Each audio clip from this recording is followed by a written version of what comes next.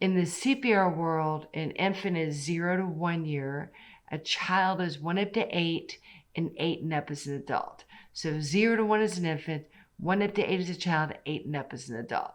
So the way I like to describe it, Jessica, if you can fit your baby on your arm from head to toe, treat them as an infant. If you can't, treat them as a child. So for instance, if you have an 8-month-old that's weighing 35 pounds, you would not be able to fit him on your arm. That is a giant 8-month-old. You need to treat him as a child. Or conversely, maybe you have a 14-month-old who's small. So if you can fit the baby in your arm like this from head to toe, treat them as an infant. If you can't, treat them as a child. So we'll start with infant CPR, and then I'll move to my child CPR. So CPR must be done on a hard, flat surface.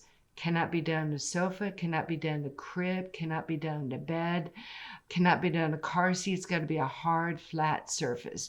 So I see this baby laying here. I have absolutely no idea what's wrong with her. I don't know whether she's meditating, whether she's relaxing, sleeping, playing a practical joke, just laying around, or she's unconscious. So the first thing I'm going to do, I'm going to tap her foot. I'm going to go, baby, wake up. Baby, can you hear me? And she's not responding. So I'm going to send someone. I'm going to say, you go call 911 to get the AED. Now, this is really important.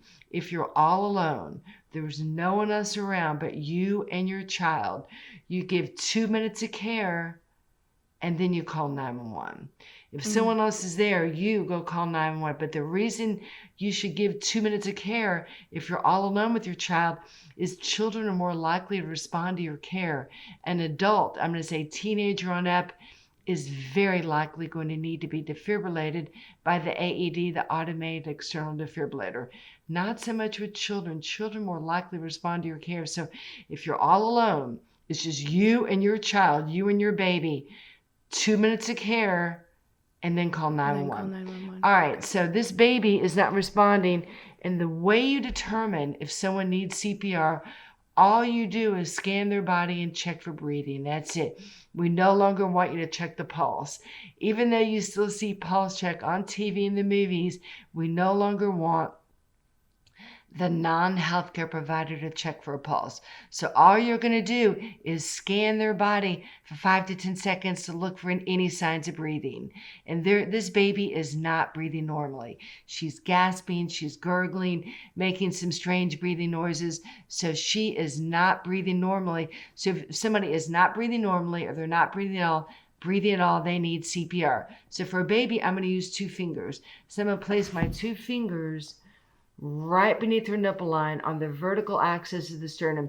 So you kind of draw an imaginary horizontal line right between her nipples, and you place your fingers right beneath that line, and I'm going to give her 30 chest compressions. 6, 7, 8, 9, 10, 11, 12, 15, 16, 17, 18, 19, 20, 21, 22, 23, 24, 25, 26, 27, 28, 29, 30. I'm compressing about 1/3 of the way down to the ground. It's about 1 to 1.5 inches. Then I'm going to come down to her. I'm going to open up her airway. I'm going to pull her head back. And I'm going to blow over her nose and her mouth. I'm going to give her 2 little puffs of air, almost like you're blowing out a candle. 2 puffs of air. You saw her chest go up and down. 8, 9, 10, 11, 12, 15, 16, 17, 18, 19, 20, 21, 22, 25, 26, 27, 28, 29, 30.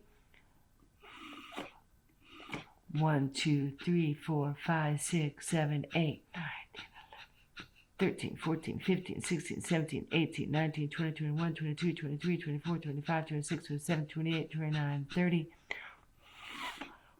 So you do this 32, 32, 32, 32, 5 times. It should take you 2 minutes or less. So this is CPR for an infant. You don't need to know why the baby lost consciousness and stopped breathing. All you need to know about a victim is, are they conscious?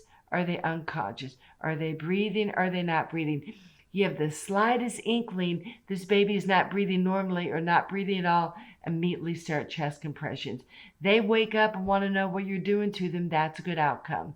It's a better outcome than not giving them CPR, having them have permanent brain damage and death. Because remember, your brain only has about 4 minutes to go without blood and oxygen before it starts to die. And a baby, really even less, maybe 3 minutes. So what I'm doing, I'm literally shunting blood up to her brain. blood and oxygen up to her brain is what I'm doing. You're trying to keep her heart, brain, and lungs alive until advanced help, meaning EMS, emergency medical services, the paramedics can arrive to help. So basically, you're just assisting the victim until advanced help can arrive.